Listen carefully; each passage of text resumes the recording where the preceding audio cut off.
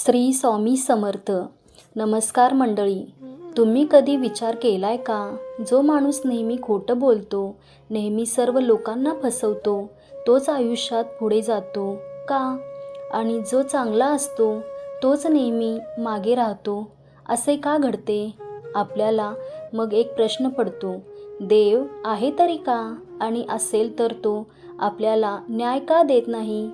आजच्या जगात आपण रोज पाहतो, वाईट माणसं, वाईट लोक नेहमी शॉर्टकट्स वापरून पुढे जातात. ते लोकांचा विचार करत नाहीत, फक्त त्यांचा वापर करतात.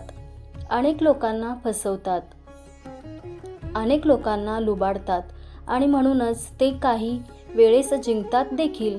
पण या उलट चांगला माणूस सर्वांचे चांगले करून चांगल्याने सर्व जिंकत असतो, पण त्याला नेहमी अपयश मिळत असते. आणि म्हणूनच मग इथेच चांगला माणूस निराश होतो, तो तुटतो. तो म्हणतो, मी चांगलं करतोय तरी माझ्यासोबत असं का होतं? पण एक सत्य आहे जे फार कमी लोकांना माहीत आहे, वाईट माणसाला मिळालेलं यश हे परमनंट नसतं.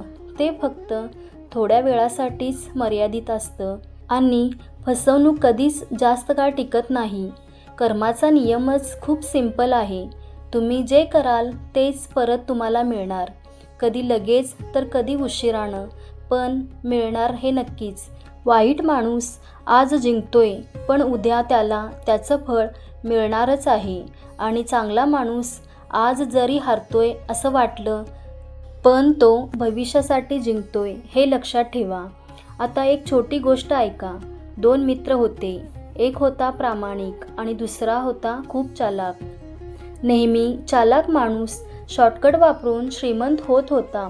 अनेक लोकांना फसवून वेगवेगळ्या प्रकाराने पैसे कमवत होता आणि प्रामाणिक माणूस हळूहळू पुढे जात होता. काही वर्षांनी चालाक माणूस एका मोठ्या फसवणुकीत अडकला. त्याचं सगळं संपतं आणि प्रामाणिक माणूस लोकांचा विश्वास जिंकून मोठा होतो. म्हणूनच वाईट माणसांना यश मिळतं असं वाटतं, पण ते फक्त थोड्याच वेळासाठी असतं. खरं यश ते फक्त चांगल्या कर्मातूनच मिळतं. या कथेतून एकच संदेश मिळतो, आज जो जिंकतोय तो कायमच जिंकणार नाही आणि जो आज हारतोय त्याचीच उद्या सुरुवात होणार आहे.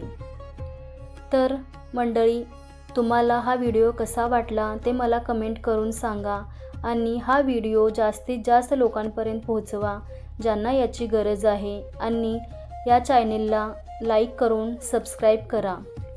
श्री स्वामी समर्थ. जय सद्गुरू.